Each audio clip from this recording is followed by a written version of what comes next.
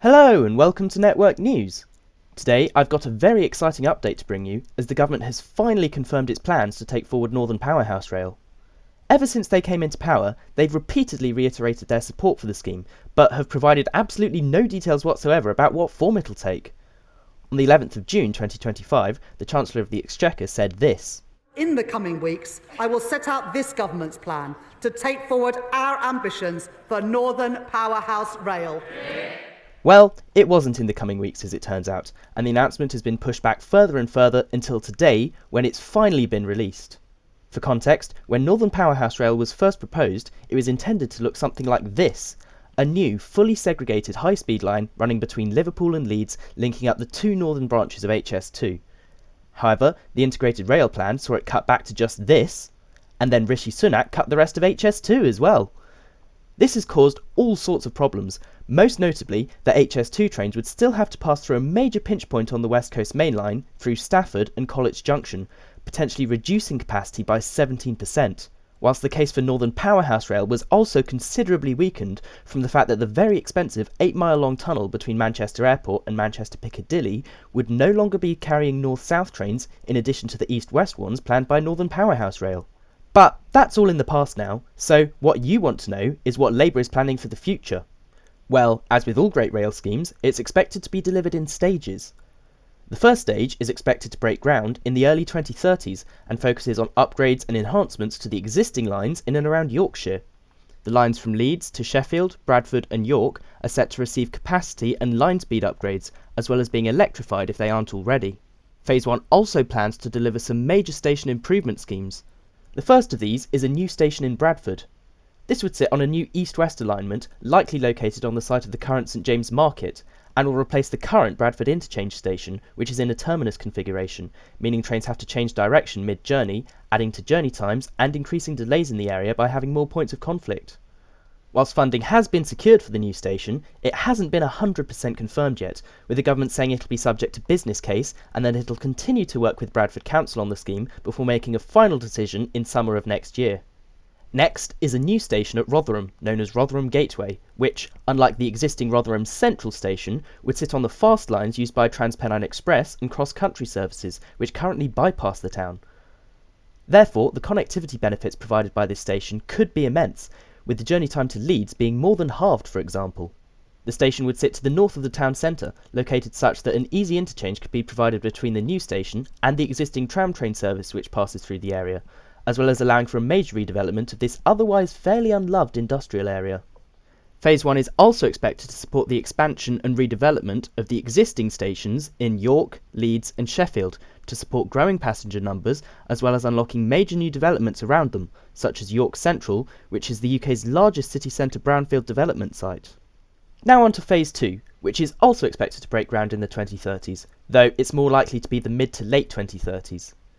This phase will see the so-called NPR core delivered between Liverpool and Manchester, consisting of new, reopened and existing lines to provide an almost entirely segregated high-speed corridor between the two cities, designed to provide better connectivity, increased capacity and reduced journey times. Between Liverpool and Warrington, it could either follow a new alignment or run along the existing, though heavily underutilised tracks of the Fiddler's Ferry route, which would be heavily upgraded. There could also be a new station somewhere between Liverpool and Warrington, known as Liverpool Gateway, but options for that are still being explored. Through Warrington itself, there would then be new low-level platforms underneath Bank Quay Station, as well as a potential spur to allow NPR services from the east to continue towards Chester in North Wales. After this, the line would continue eastwards on the former railway alignment across Latchford Viaduct to get through Warrington, and once out the other side, it would be a new build line the rest of the way to Manchester. Between Warrington and Highley, this would be a fully new line, but between Highley and Piccadilly, it would be following the planned Manchester branch of HS2, and would therefore benefit from the planning work already done for that. So, the rough plans for this Liverpool to Manchester line have mostly been worked out, though there's still elements which will be subject to consultation and further development, such as the routing into Liverpool, and there's also uncertainty over what will happen at Manchester Piccadilly. Back when the line was planned to be HS2, the preferred option for the station was for overground platforms, but Greater Manchester Mayor Andy Burnham prefers an underground solution to allow for a more seamless experience for the through running of trains, as the previous surface station would have seen NPR trains reversing midway through their journey. An underground station would also free up more space on the surface for increased development in the area, but on the other hand would cost quite a lot more to build, so the discussions are ongoing in this regard. Phase 3, which wouldn't start construction until the 2040s, then aims to link phases 1 and 2 together and improve Transpennine connectivity. There's already been quite a lot of progress in this regard in the form of the Transpennine route upgrade, which is a major enhancement and electrification of the existing route along this corridor. It's unclear to what extent NPR plans to piggyback off the back of this versus what's actually going to be a new line. The most likely scenario seems to be that trains will follow the existing route between Manchester, Huddersfield and Leeds, whilst a new line will be built between Huddersfield and Bradford, which could roughly halve the amount of time it takes to travel between Bradford and Manchester.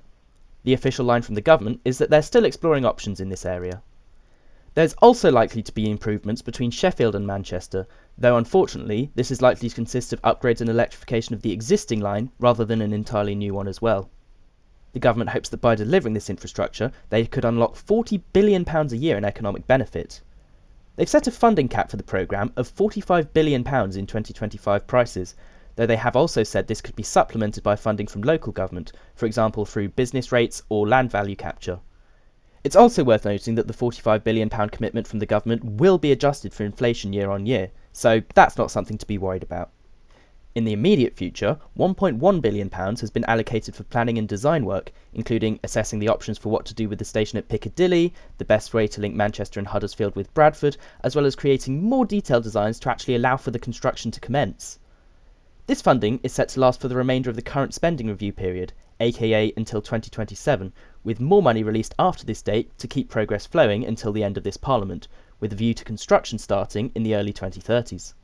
So that's about everything for Northern Powerhouse Rail, but today's announcement also includes details of planning for other rail investment schemes as well. The most exciting is that the government has set out a long-term objective to see a new line built between Birmingham and Manchester. They say this won't be a revival of HS2, but frankly, if they have any sense, it'll end up being something that looks suspiciously similar to HS2, such as the planned Midlands North West Rail Link, which I've spoken about in more detail in a previous video. They say that the desire to eventually build this line was one of the main contributing factors in deciding to route NPR via Manchester Airport, as it would mean the expensive tunnel into the city centre could be shared with north-south trains after all. Nevertheless, they haven't actually committed to building anything at this stage, but have instead said they'll launch a feasibility study to establish what will be delivered, when it'll be delivered by, and what specifications it'll be built to, going on to indicate that they don't anticipate the line to be built until after Northern Powerhouse Rail.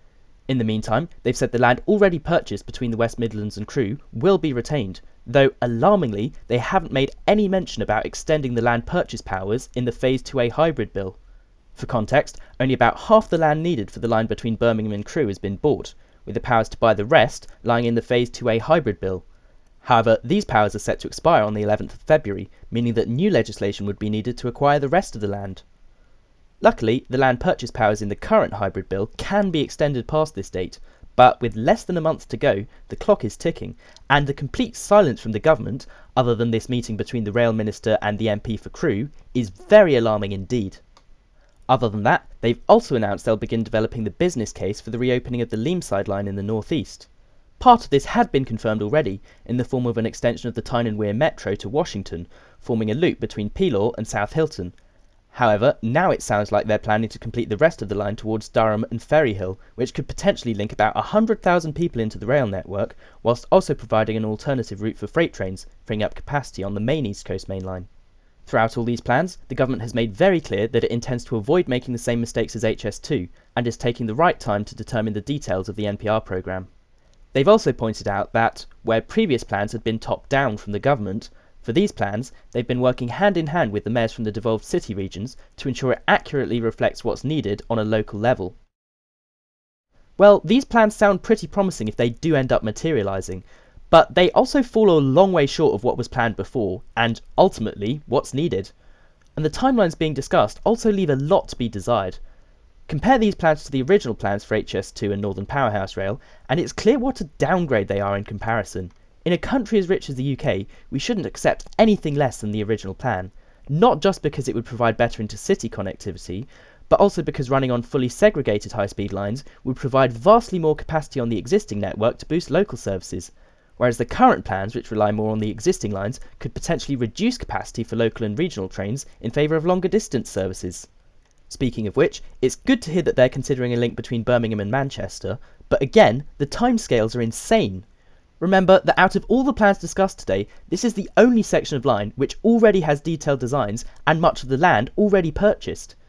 If they wanted to, they could probably start construction of the bit between Birmingham and Crewe before the end of the year. There's absolutely nothing stopping them.